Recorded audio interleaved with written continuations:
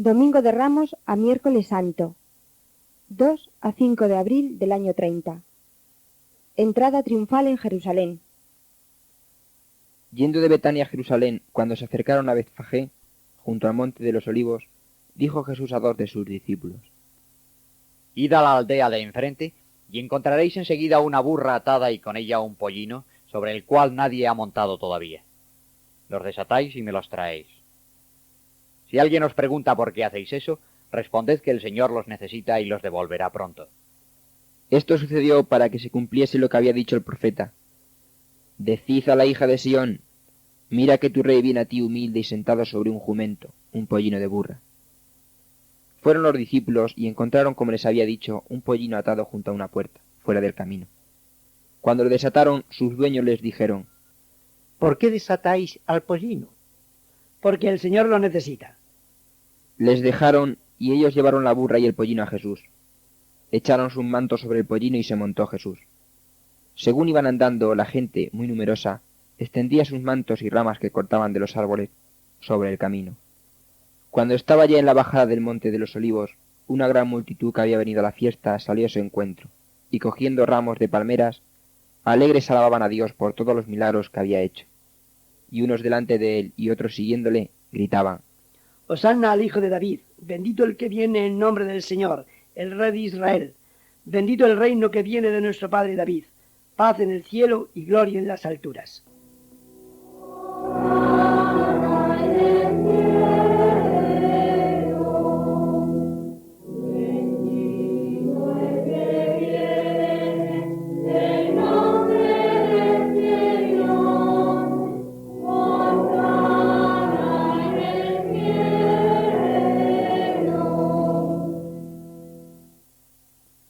Algunos fariseos de la multitud le dijeron: Maestro, reprende a tus seguidores. Yo os digo que si estos callasen, gritarían las piedras. Sus discípulos no entendieron esto entonces, pero cuando Jesús fue glorificado recordaron que era lo que estaba escrito de él, y eso habían hecho ellos. Los que estuvieron con él cuando llamó a Lázaro del sepulcro y lo resucitó de entre los muertos, daban testimonio, y por eso fue una multitud a su encuentro, porque oyeron que había hecho ese milagro. Los fariseos dijeron entre sí: Ya veis que no adelantamos nada. Todo el mundo se va tras él. Al aproximarse a la ciudad, la miró y lloró sobre ella, diciendo: Jerusalén, Jerusalén, que matas a los profetas y apedreas a los que te son enviados. ¿Cuántas veces he querido recoger a tus hijos como la gallina recoge a sus pollitos bajo las alas? Y no quisiste. Si también tú conocieras en este día lo que lleva a la paz. Pero ahora está oculto a tus ojos, que vendrán días sobre ti en que tus enemigos te rodearán con empalizadas y te cercarán y atacarán por todas partes. Y te arrasarán con tus hijos dentro. No dejarán en ti piedra sobre piedra, porque no has aprovechado el tiempo de tu salvación. Vuestra casa va a quedar desierta. Os aseguro que no me volveréis a ver hasta que digáis de nuevo: bendito el que viene en nombre del Señor. Cuando Jesús entró en Jerusalén, toda la ciudad se conmovió diciendo: ¿Quién es este? Es el profeta Jesús, de Nazaret de Galilea. Se corría entre la gente. Entró Jesús en el templo y se le acercaron unos ciegos y cojos, y los curó.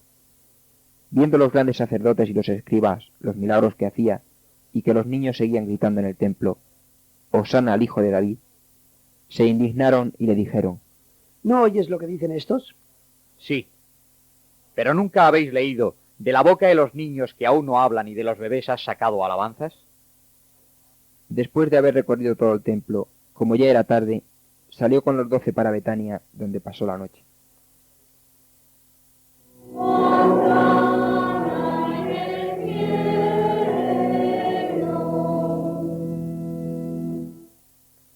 Poco después de llegar al templo, se hizo ya tarde, lo que indica que la entrada en Jerusalén sería después de comer.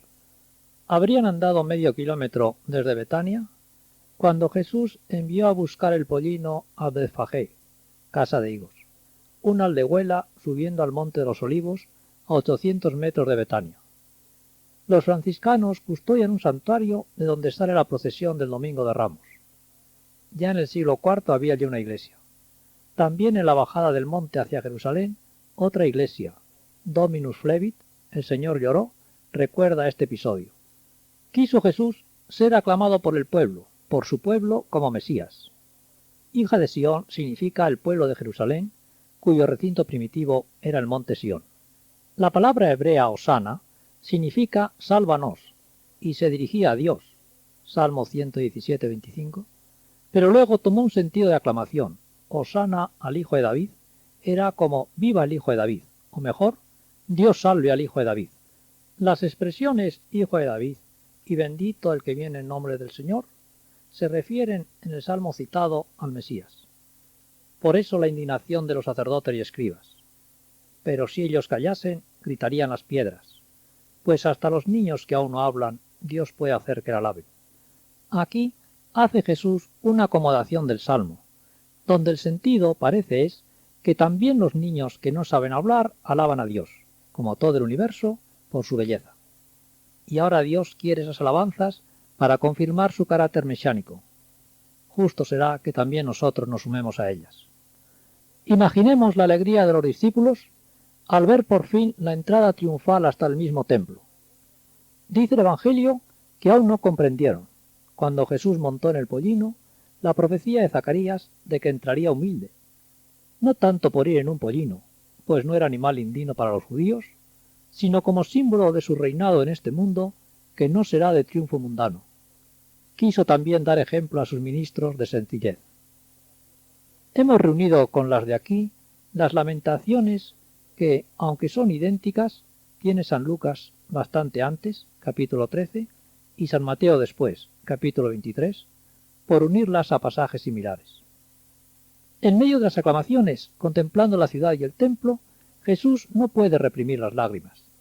Tanto es su dolor por la incredulidad y contumacia de su pueblo, de los gobernantes, que le representan para bien o para mal.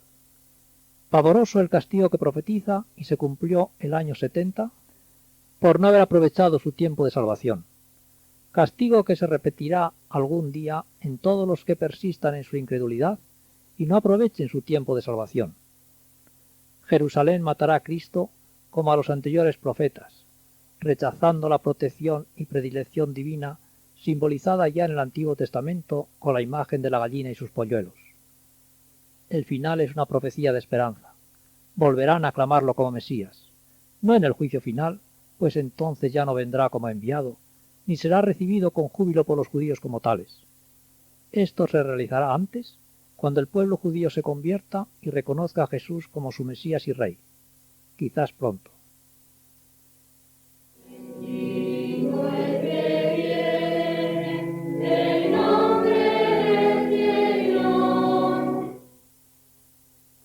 Lunes Santo.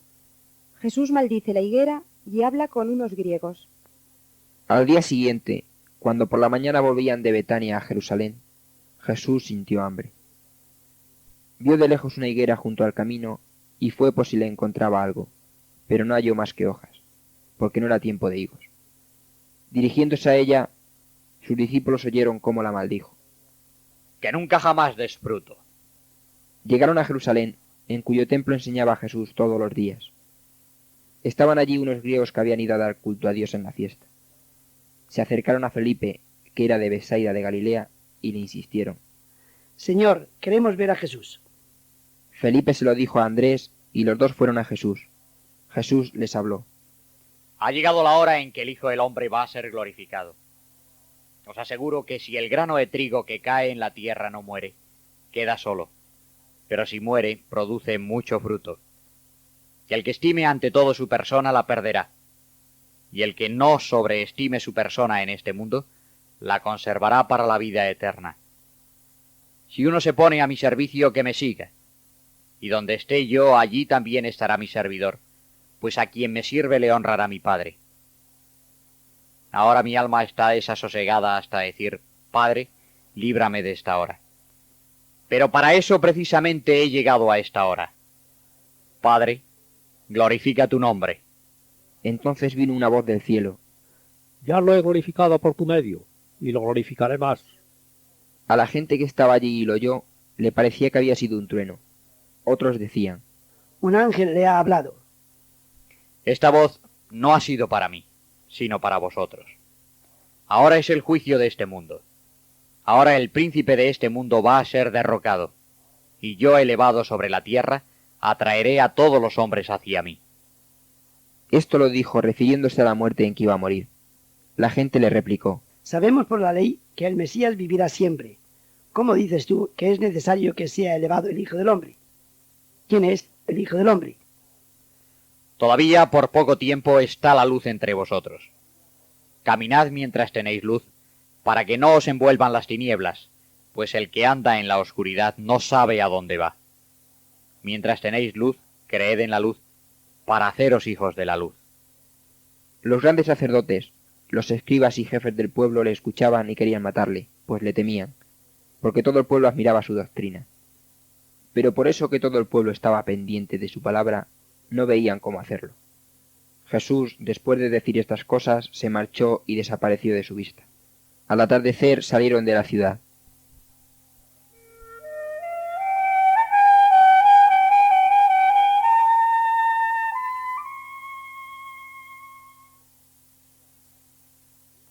Jesús sintió hambre. Se hizo semejante a nosotros en todo, menos en el pecado. Quizás aquella higuera pudiera haber tenido brevas, aunque algo verdes.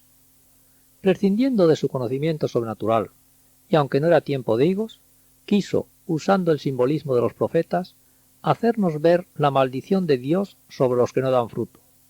Hace realidad una parábola, la parábola de la higuera estéril. El árbol que no dé fruto será cortado. Es la misma lección. Ay de nosotros si no damos fruto en el tiempo oportuno. De manera particular, la higuera es imagen del pueblo judío.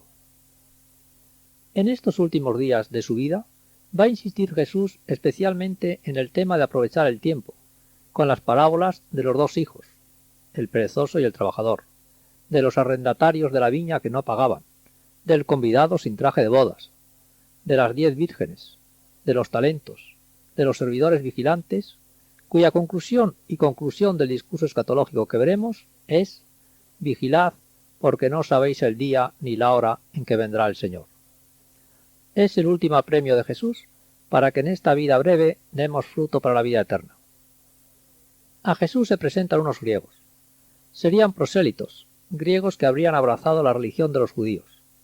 A ellos les habla y explica su próxima pasión para que no se escandalicen después, sino que le sigan e imiten. El hebraísmo del Evangelio, amar el alma y odiarla, significa anteponerse uno mismo a todo, o posponerse. Antes que buscarse uno a sí mismo, ha de buscar la voluntad de Dios y el bien del prójimo. Eso es odiarse e imitar a Cristo. En esta manifestación de Jesús a los no judíos, a los gentiles, en esta Epifanía también, como en su bautismo y transfiguración, el Padre dejó oír su voz. Jesús adelanta la queja y petición del huerto de que pase su cáliz. Ya siente la tristeza que llegará a su máximo en el huerto y en la cruz. Padre, glorifica tu nombre, reza Jesús. Es el santificado sea tu nombre. Nombre es un semitismo que significa la misma persona. Jesús quiere la gloria del Padre, y esta gloria el Padre la obtiene precisamente por medio de su obediencia y muerte. El sacrificio voluntario de Cristo, al cual unimos los nuestros, es la máxima gloria que recibe Dios de toda la humanidad. Pero también por su sacrificio, cuando es elevado sobre la tierra, Jesús, en cuanto hombre, recibe como reino toda la creación con todo el poder. Porque más gloria para Dios y para el hombre que el hacer milagros es ser escogido y fortalecido a fin de llevar la cruz. Ser elevado sobre la tierra significaba ser ajusticiado, como entre nosotros ser colgado. Por eso los judíos le arguyen que si va a morir, ¿por qué Mesías se tiene? Pues el Mesías ha de vivir siempre, según la Escritura. No sabían que el Mesías, Jesús, vivirá y reinará siempre, pero después de haber muerto y porque murió. Y donde Él esté en su reino, estarán sus servidores, los que le sigan, no estimándose a sí mismo sobre todo, sino tomando su cruz tras Cristo. Los judíos ignoraban el misterio pascual, la muerte y resurrección del Mesías. Lo desconocían, pero pudieron saberlo, pues les advirtió que el Mesías, la luz del mundo, estaría aún por poco tiempo entre ellos. Sin embargo, pocos de ellos quisieron hacerse hijos de la luz, creyendo sus palabras y preguntándole para alcanzar luz. Demos gracias a Dios, que por estupendo privilegio está en nuestra mano conocer los misterios de nuestro destino, de nuestra creación y redención, con más claridad que nunca. Mientras, los judíos principales, por envidia, a la que les impulsaba su falta de docilidad a la voluntad de Dios, están impacientes buscando cómo matar a Jesús. San Mateo y San Lucas, el domingo de Ramos, dicen que al llegar al templo expulsó de él a los vendedores. San Marcos pone la expulsión el lunes santo. San Juan, que tiene cuidado de aclarar los anteriores evangelios, puntualiza que fue en la Pascua del primer año. Es probable que, como tradicionalmente se admitían, hubiera dos expulsiones, la del primer año, de la que nadie duda, y otra en la Semana Santa. Se dice que en los sinópticos está tan vinculada con el contexto que sería violentarlo desplazarla, aparte que San Marcos hay detalles que no están en San Juan y viceversa. Otros, en cambio, opinan que los sinópticos la introducen en la Semana Santa porque hasta entonces han omitido hablar de su actuación en el templo y por eso San Mateo y San Lucas la meten, como de pasada, el domingo, y San Marcos el lunes. La diferencia de detalles narrativos no indica nada, pero sí que San Mateo, los judíos no se quejan a Jesús como en San Juan de que expulsa a los vendedores, sino sólo de que se deja aclamar como Mesías, otro indicio que no fue la expulsión en la Semana Santa. El lunes santo pasaría la noche en Betania, porque el martes por la mañana volvieron a pasar junto a la higuera que estaba en el camino de Betania a Jerusalén.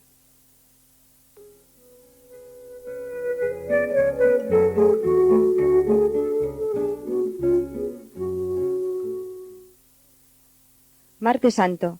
Fe eficaz. Autoridad de Jesús. Pago del impuesto al César. Por la mañana, al pasar junto a la higuera, vieron, admirados, que se había secado de raíz. Pedro le dijo: Maestro, mira, la higuera que maldijiste se ha secado enseguida. Os aseguro que si tenéis fe en Dios y no dudáis, no solo haréis lo de la higuera. Aumentanos la fe. Si tuvierais fe como un grano de mostaza, diríais a esta higuera silvestre, arráncate y plántate en el mar, y os obedecería. Y todo el que diga a este monte, apártate y échate en el mar, sin dudar en su corazón y creyendo que se hará lo que dice, lo conseguirá. Cualquier cosa que pidáis con fe en la oración la conseguiréis. Cuando os pongáis a orar, perdonad si tenéis algo contra alguien, para que también vuestro Padre del cielo os perdone vuestras culpas. Porque si vosotros no perdonáis, vuestro Padre del cielo tampoco perdonará vuestras culpas. Llegaron al templo, y cuando estaba anunciando la buena nueva, se acercaron a él los grandes sacerdotes, los escribas y los ancianos, y le preguntaron: ¿Con qué autoridad haces esto? ¿Quién te ha dado poder para hacerlo? También yo os voy a hacer una pregunta. Contestadme y os diré con qué autoridad hago esto. ¿El bautismo de Juan era del cielo o de los hombres? Ellos pensaron para sí: si decimos del cielo, nos dirá: pues ¿por qué no le creísteis? Y si decimos de los hombres, todo el pueblo nos apedreará, porque está persuadido de que Juan era profeta verdadero. Por tanto respondieron: No lo sabemos. Pues tampoco yo os digo con qué autoridad hago esto. Entonces se marcharon y deliberaron cómo cogerle en alguna palabra. Para ello le enviaron espías que aparentaban ser justos, fariseos y herodianos. Llegaron y le hicieron esta pregunta: Maestro, sabemos que eres sincero y enseñas el camino de Dios con verdad, sin respeto humano, pues no miras el rango de las personas. Dinos, ¿es lícito pagar el impuesto al César o no? ¿Lo damos o no lo damos?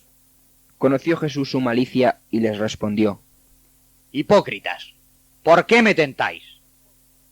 Enseñadme la moneda del impuesto. ¿De quién es la imagen y la inscripción de este denario? Del César. Pues dad al César lo que es del César, y a Dios lo que es de Dios. Admirados de su inteligencia y de sus respuestas, se callaron y se marcharon sin poder acusarle ante el pueblo por sus palabras.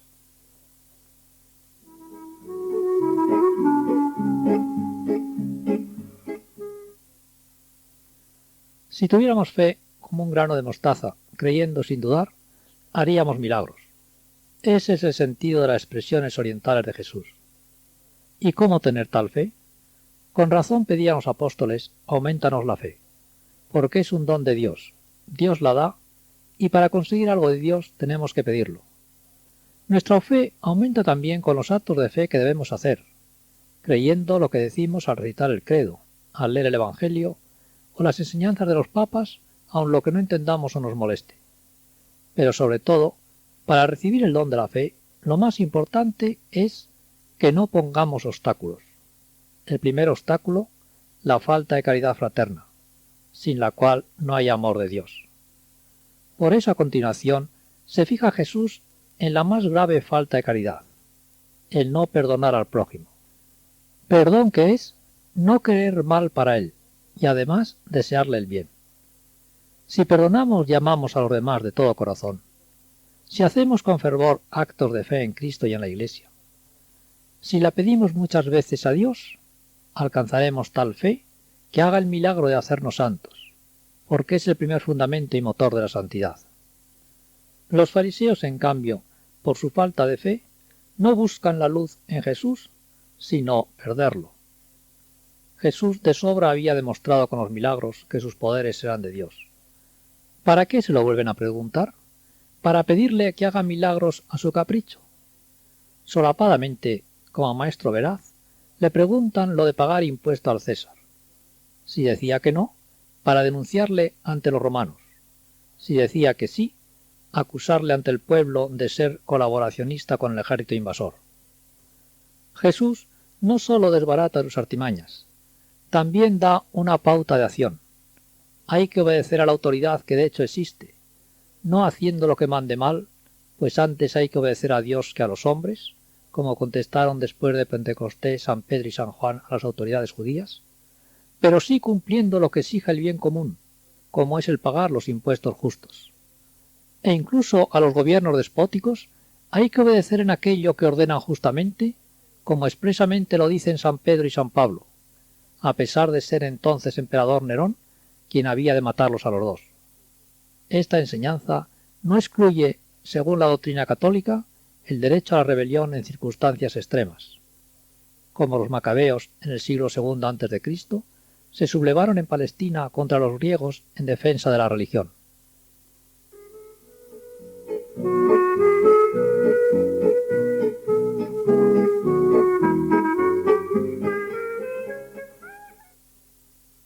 La resurrección de los muertos. Aquel día se le acercaron unos saduceos que niegan la resurrección de los muertos y le preguntaron: Maestro, Moisés nos mandó que si uno muere y deja mujer sin hijos, su hermano ha de casarse con ella para dar descendencia al difunto. Eran 7 hermanos. El primero se casó y murió sin hijos. Entonces el segundo tomó a la mujer, pero también murió sin dejar sucesión. Igual ocurrió con los restantes. La última murió la mujer. En la resurrección, ¿de cuál de los 7 será mujer? Porque los 7 estuvieron casados con ella. Estáis equivocados, porque no entendéis la Escritura ni el poder de Dios. En esta vida se toma mujer o marido, pero los que sean dignos de tener parte en la otra vida, cuando resuciten de entre los muertos, no se casarán, porque ya no pueden morir. Serán como los ángeles, hijos de Dios, pues han resucitado gloriosos. Y que los muertos resucitan, lo da a entender Moisés junto a la zarza cuando Dios le dice: Yo soy el Dios de Abraham, y el Dios de Isaac, y el Dios de Jacob, porque Dios no es Dios de muertos, sino de vivientes. La gente le escuchaba maravillada. Algunos escribas dijeron: Maestro, qué bien has hablado. y no se atrevieron a preguntarle más.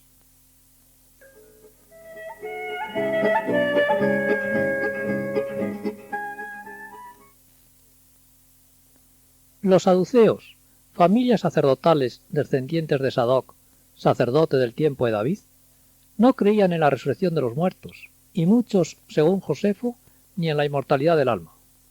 Es verdad que en la Escritura no aparece explícitamente la resurrección hasta Isaías, siglo VIII a.C., y después en Daniel, pero al menos la supervivencia y retribución por la justicia de Dios, en otra vida, creencia común en todas las religiones primitivas? No podía faltar en la tradición judía, pues sin ella no tiene sentido la religión. Jesús les echa en cara que ellos no entendían la Escritura, lo que indica que el pasaje citado por él antes se había entendido en el sentido de que existía otra vida, la cual además exigía la resurrección de los cuerpos, pues ellos no concebían una vida verdadera sin el cuerpo y el alma. También la epístola a los hebreos afirma que los patriarcas vivían en la tierra prometida como extranjeros en tierra ajena, esperando y viendo de lejos como nueva patria la ciudad que Dios les había preparado. Aparte de la tradición, esta idea está implícita en la Biblia desde el principio. Por ejemplo, cuando se dice que Abraham al morir fue a reunirse con sus padres, y Jacob desea ir con su hijo José, que cree devorado por una fiera. Actualmente hay otras opiniones sobre la resurrección y lo que se llama escatología intermedia, nacidas en la teología protestante, incompatibles con el dogma. Niegan la dualidad del alma y cuerpo como elemento platónico extraño a la Biblia. Pero no vemos en la muerte de Cristo que su cuerpo queda en el sepulcro mientras su alma baja al seno de Abraham. Y es de fe que después de la muerte las almas van ya al cielo, al infierno o al purgatorio. Y los santos están en el cielo mientras veneramos aquí sus cuerpos. No puede admitirse, por tanto, ni que las almas estén como dormidas hasta el día de la resurrección, ni que la resurrección se realice inmediatamente después de la muerte, aunque sea con un cuerpo prestado, pues hasta la resurrección las almas de los difuntos estarán sin cuerpo, como estuvo la de Cristo. Aunque es verdad que la perfección y gloria plena no la tendremos hasta la resurrección de los cuerpos. A los saduceos les dice Jesús que tampoco entendían el poder de Dios, pues la vida del cielo será en condiciones muy distintas a la terrena. Ya no habrá muerte, ni por tanto necesidad de hijos que le sucedan. Será tiempo de gozar, no de merecer. Gozaremos también con los sentidos, pero sin las pasiones ni necesidades del cuerpo.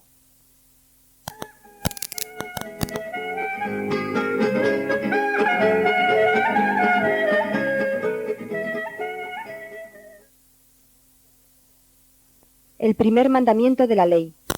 Los fariseos, oyendo que había callado a los saduceos, se reunieron, y uno de ellos, doctor de la ley, para tentarle le preguntó: Maestro, ¿cuál es el primer mandamiento de la ley?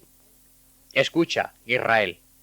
El Señor nuestro Dios es un solo Señor, y amarás al Señor tu Dios con todo tu corazón, con toda tu alma, con toda tu mente y con todas tus fuerzas. Este es el mayor y primer mandamiento, pero es semejante a este el segundo. Amarás a tu prójimo como a ti mismo. No hay otro mayor que estos. En ellos dos se contiene toda la ley y los profetas. Muy bien, maestro, tienes razón. Él es el único y no hay otro fuera de él.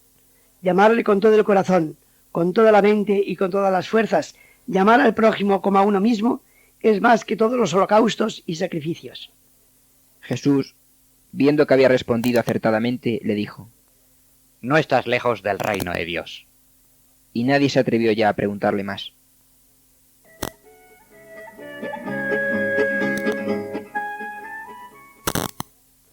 Está bien claro cuáles son los dos mandamientos fundamentales de los que se derivan todos los demás.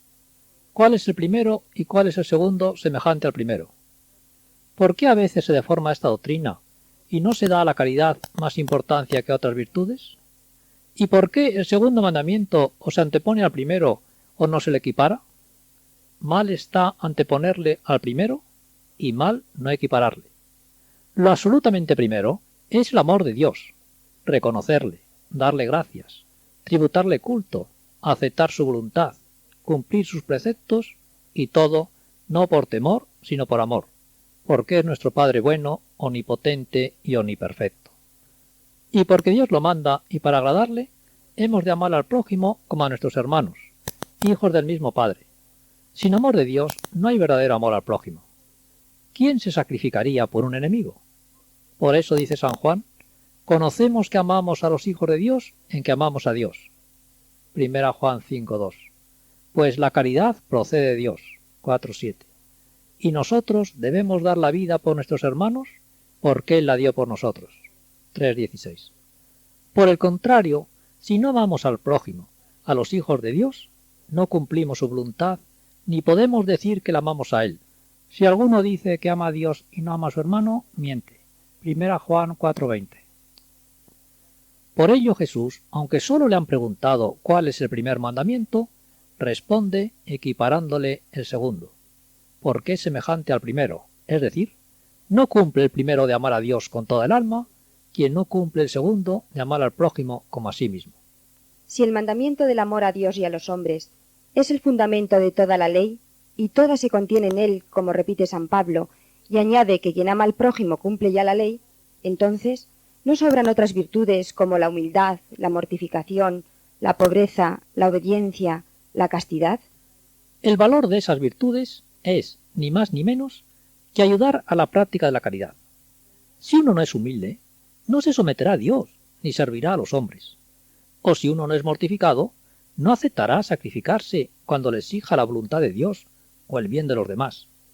Si uno no tiene la virtud de la pobreza, no se desprenderá de sus cosas para darlas a los necesitados. Y si no es obediente, no estará siempre disponible para ejercer la caridad donde y en lo que sea más necesario.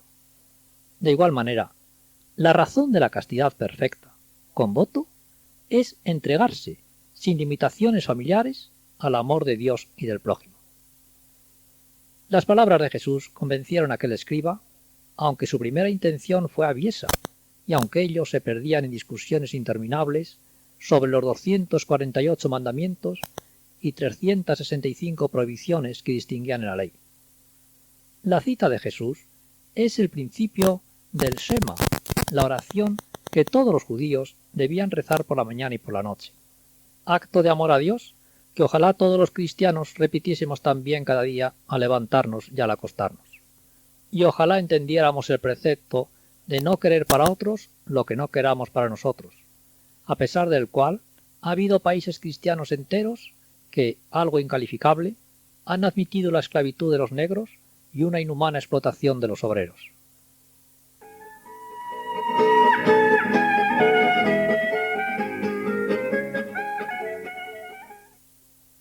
Divinidad del Mesías. Estando reunidos los fariseos, les preguntó Jesús: ¿Qué pensáis del Mesías? ¿De quién es hijo? De David. Pues como David, en el libro de los Salmos, inspirado por el Espíritu Santo, le llama Señor cuando dice: dijo el Señor a mi Señor, siéntate a mi derecha hasta que ponga a tus enemigos debajo de tus pies. Si David le llama Señor, ¿cómo es hijo suyo? Nadie supo responderle.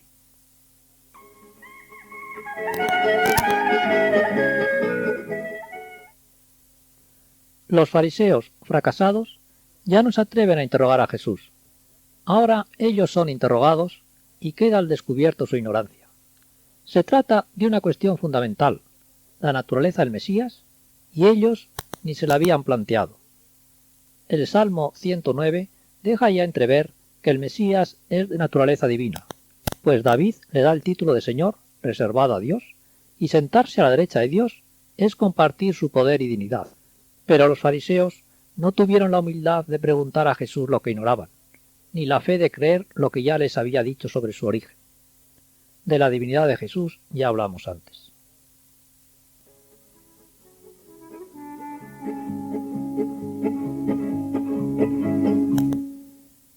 La limosna de la viuda. Sentándose frente al tesoro, contemplaba cómo la gente echaba monedas, y muchos ricos echaban bastante. Se acercó también una pobre viuda que echó unos céntimos. Entonces, llamando a sus discípulos, les dijo: Os aseguro que esta pobre viuda ha echado más que todos, pues los otros han echado de lo que les sobraba. Pero ésta, en su pobreza, ha echado todo lo que tenía para su sustento.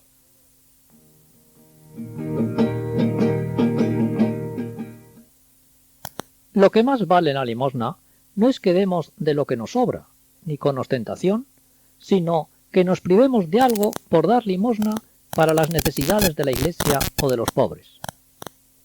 No está clara la cronología de los evangelios.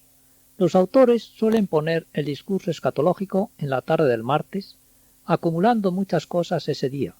Incluso algunos dicen que el miércoles lo pasó retirado en Betania. Pero al final del discurso escatológico dice Jesús que dentro de 2 días era la fiesta de Pascua, es decir, viernes.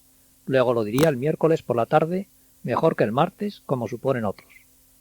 Se comprende mejor que el miércoles por la mañana tuviese las invectivas contra los fariseos, de las que hablamos, y clamase por última vez que había venido a salvar al mundo, pero a quien no recibiese su mensaje, este mismo mensaje le condenaría, pues él hablaba por encargo del Padre. Como final de su predicación, tiene a los discípulos el discurso escatológico, o de los últimos tiempos, del griego eschatos, último. Unimos a él la parte que San Lucas adelanta, pero San Mateo la pone aquí. El discurso o conversación con los apóstoles y otros discípulos lo tendría después de comer, fuera de Jerusalén, en el Monte de los Olivos, donde pasó la noche del martes, miércoles y jueves, según dice San Lucas. La del domingo y lunes las pasó en Betania. Conocería quizás al dueño del huerto de Gesemaní. Puesto que allí pasaba las noches, Judas indicó dónde le podían detener fácilmente y sin público. Oigamos el Evangelio.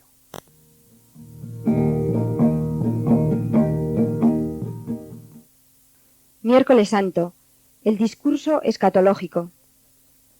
Jesús enseñaba durante el día en el templo y solía pasar la noche en el Monte de los Olivos. Y todo el pueblo madrugaba para ir a escucharle al templo. Al salir del templo, que estaba adornado con hermosas piedras y ofrendas, uno de los discípulos le dijo: Maestro, mira qué piedras y qué construcciones. ¿Veis todo eso?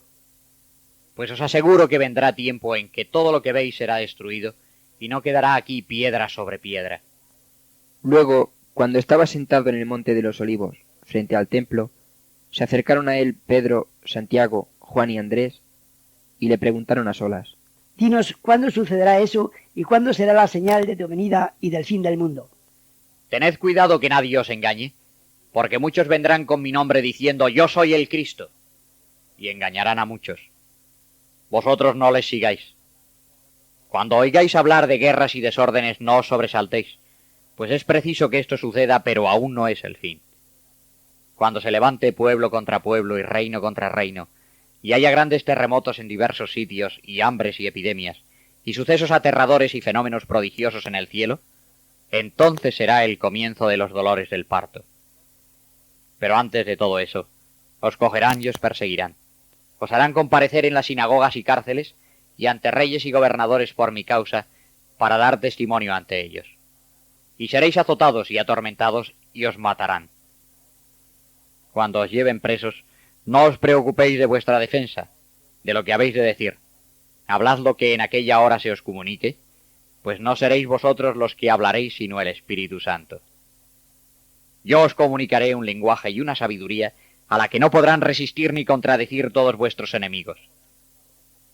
Seréis entregados hasta por vuestros parientes y amigos. El hermano entregará al hermano a la muerte, el padre al hijo, y los hijos se levantarán contra los padres y los matarán. Y seréis odiados por todos a causa de mi nombre. Muchos desfallecerán, y unos a otros se traicionarán y se aborrecerán. Surgirán muchos falsos profetas que extraviarán a muchos. Y al crecer la maldad se enfriará la caridad de la multitud. Cuando venga el Hijo del Hombre, ¿acaso encontrará fe sobre la tierra? Solo el que persevere hasta el final se salvará. El fin vendrá cuando el Evangelio haya sido predicado en toda la tierra como testimonio para todos los pueblos. Respecto a Jerusalén, cuando veáis en el lugar santo la abominación desoladora anunciada por el profeta Daniel, el que lo lea que entienda, y a Jerusalén sitiada por los soldados, sabed que está cerca su devastación. Entonces los que estén en Judea que huyan a las montañas, los habitantes de la ciudad que se vayan, y los del campo que no entren a ella. Quien esté en la terraza no baje a coger nada de la casa, ni el que esté en el campo vuelva a recoger su abrigo. Acordaos de la mujer de Lot. Serán días de castigo para que se cumpla todo lo que está profetizado. Ay de las que estén en estado criando aquellos días. Orad para que vuestra huida no sea en invierno. Habrá aquellos días una tribulación como no la ha habido desde el principio del mundo ni la habrá. Caerán al filo de la espada y serán llevados cautivos a todas las naciones. Si el Señor no acortase aquellos días, nadie se salvaría, pero en atención a los elegidos se abreviarán. Jerusalén caerá en poder de los gentiles, hasta que se cumpla el tiempo de los gentiles. Si alguien os dice que Cristo está aquí o allí, no le creáis, porque surgirán falsos cristos y profetas y harán prodigios y maravillas hasta el punto de engañar, si fuera posible, aún a los elegidos. Pero la venida del Hijo del Hombre será como el relámpago, que brilla de una a otra parte del cielo. ¿Dónde será, Señor? Donde quiera que está el cadáver se reúnen los buitres. Vosotros estad prevenidos, que para eso os lo estoy prediciendo todo. Después de las tribulaciones de aquellos días el sol se oscurecerá, la luna no dará su luz, las estrellas comenzarán a caer del cielo. Las gentes angustiadas y confusas por el estrépito del mar y de las olas se quedarán sin aliento de miedo y ansiedad por lo que amenaza a la tierra. Los elementos del cielo serán sacudidos. Entonces aparecerá en el cielo el signo del Hijo del Hombre, y todos los pueblos de la tierra verán venir al Hijo del Hombre en una nube, con gran poder y majestad, y enviará a sus ángeles con estruendo de trompetas para reunir a los elegidos desde los cuatro vientos, de uno a otro extremo del cielo. Cuando comiencen a suceder estas cosas, vosotros no os encojáis. Levantad la cabeza, porque se acerca vuestra liberación. Aprended esta comparación con la higuera. Cuando las ramas se ponen tiernas y brotan las hojas, conocéis que se acerca la primavera. Así también, cuando veáis que suceden estas cosas, sabed que ya está a la puerta el reino de Dios. Os aseguro que no se acabará el mundo sin que todo esto haya sucedido. Que el cielo y la tierra pasarán, pero mis palabras no pasarán. Sin embargo, nadie sabe el día ni la hora del fin del mundo, ni los ángeles del cielo, ni el Hijo, sino el Padre. La venida del Hijo del Hombre será como en los días de Noé, que precedieron al diluvio. Las gentes comían, bebían, se casaban y celebraban las bodas, hasta que Noé entró en el arca. Y no se dieron cuenta hasta que vino el diluvio y los arrastró a todos. Lo mismo ocurrió en tiempo de Lot. Comían, bebían, compraban, vendían, plantaban, edificaban, pero el día que Lot salió de Sodoma, llovió fuego y azufre del cielo y los mató a todos. Así pasará también el día en que venga el Hijo del Hombre. Aquella noche estarán dos en un mismo lecho. Uno será tomado, el otro dejado. Dos estarán en el campo. Uno será tomado y otro dejado. Habrá dos dando vueltas a la rueda de moler. Una será tomada y la otra dejada. Así que velad, pues no sabéis qué día llegará vuestro Señor.